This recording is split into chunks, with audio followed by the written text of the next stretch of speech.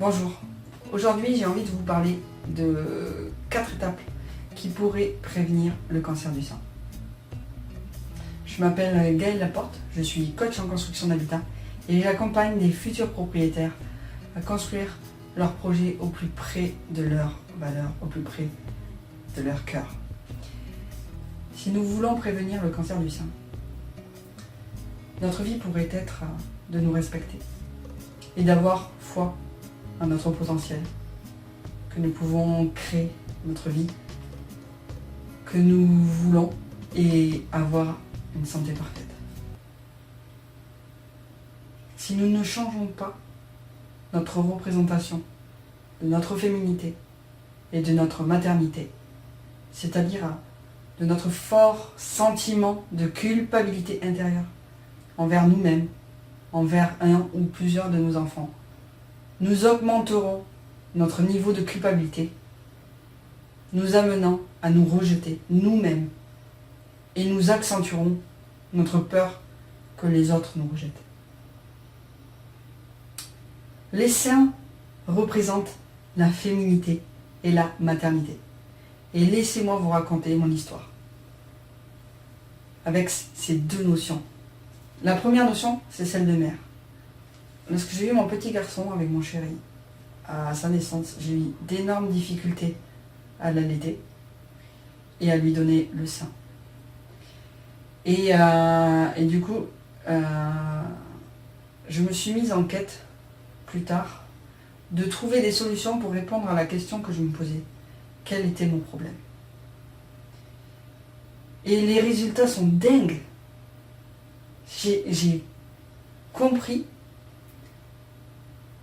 ce que c'était que de ressentir l'amour inconditionnel et que portait mon enfant envers moi.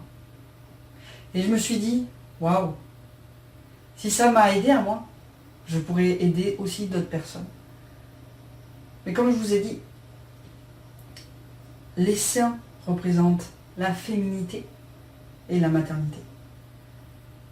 Là, je viens vous raconter l'histoire, la première histoire, en fait, côté mère.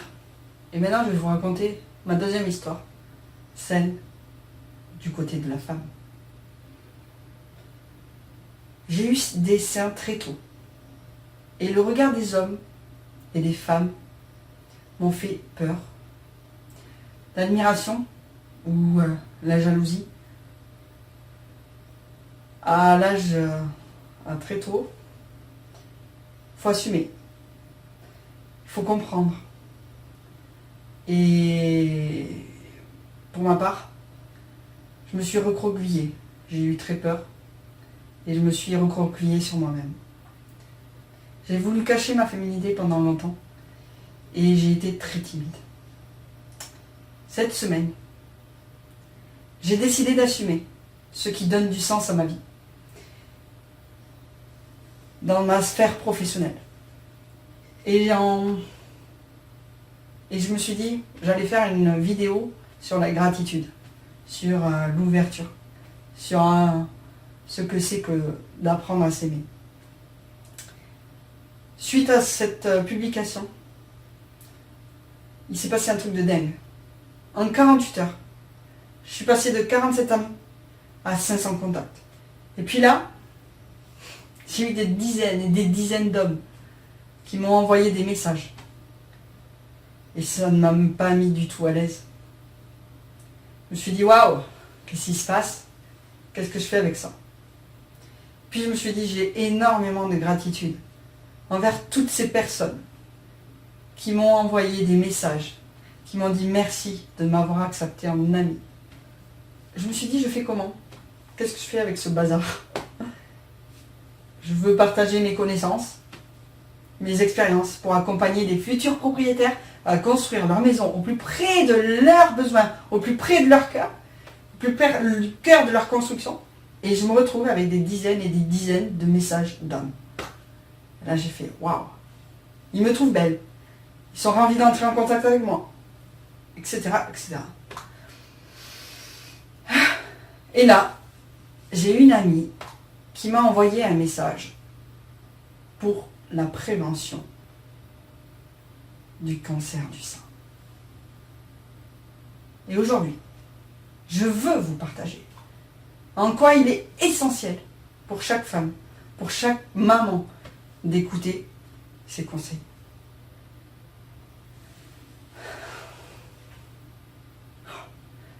Notre vision féminine est complètement différente de la vision des hommes. Et elle est probablement à l'origine même de notre incompréhension. Une femme qui s'aime, l'homme qui l'accompagne va l'aimer.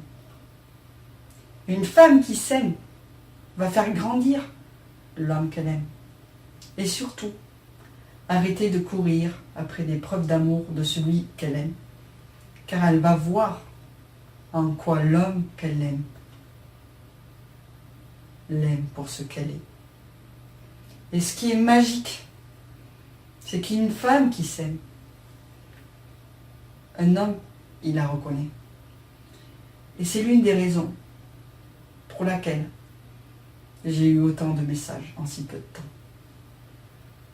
Une personne qui s'aime et qui se reconnaît la valeur que chaque personne a en elle. Et elle lui souhaite de s'aimer lui, pas de l'aimer à elle. Ça, c'est mon premier message. Donc, j'ai une énorme gratitude envers toutes ces personnes qui, depuis 48 heures, et toutes les personnes qui sont rentrées déjà en contact avec moi depuis ma naissance, tous, je vous remercie en fait.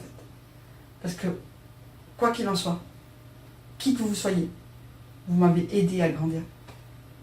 Des fois ça a été difficile, des fois ça a été facile, des fois ça a été des moments, mais tous, grâce à vous en fait, je suis là aujourd'hui. Et ça, je voulais vous remercier. Et ensuite, on va revenir sur la vidéo, car le message essentiel que j'ai envie de passer aujourd'hui, c'est les étapes pour prévenir d'un cancer du sein.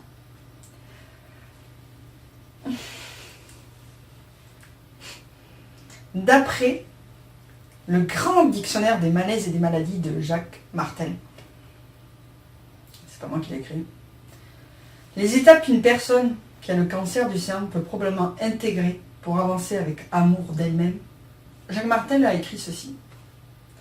Cette sorte de cancer du sein indique généralement certaines attitudes et pensées profondément enracinées depuis la tendre enfance. Depuis les années 1960, à certains endroits dans le monde, la femme s'affirme davantage, prend sa place dans la société et veut aller de l'avant. On peut donc avoir de la difficulté à exprimer nos vrais sentiments, à trouver un équilibre entre notre rôle de mère et celle de femme accomplie. Ces conflits intérieurs profonds nous tourmentent en tant que femmes qui cherchons le juste équilibre. J'en vais employer le jeu dans les étapes qui vont suivre, tout simplement parce que je pense que cette vidéo que je suis en train de faire m'a probablement permis de mettre un terme à ce que je voulais et que je devais faire pour pouvoir avancer jusqu'à prendre conscience des choses. Je crois que beaucoup de femmes veulent pouvoir s'occuper de nourrir tout le monde et que cela est impossible. On ne peut pas nourrir tout le monde. On ne peut juste apprendre à s'aimer. Et car ça c'est possible.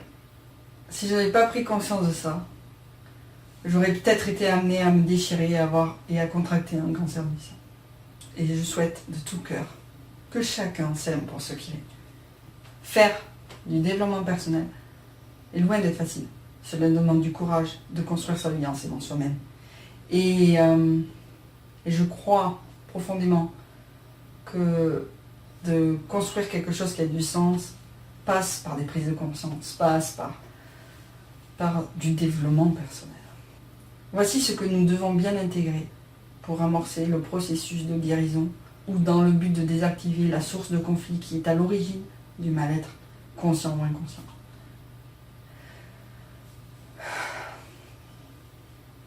J'accepte que la guérison se trouve dans ce changement de mon attitude face à moi-même et à l'avenir. Au lieu de me détruire avec mes pensées négatives, je me reconnecte avec mon univers intérieur. J'accueille mes émotions, même celles qui sont reliées à des événements difficiles de mon passé. Je prends du recul et je me demande comment j'aurais pu, dans toutes ces situations, me respecter plus et me donner davantage d'amour.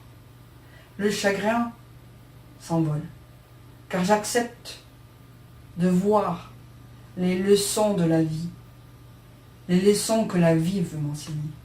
J'exprime tout ce que j'ai toujours voulu cacher. C'est en me respectant et en ayant foi en mon potentiel que je peux créer la vie que je veux et recouvrer une santé parfaite. Je vous souhaite réellement à toutes les personnes qui ont le souhait de créer une vie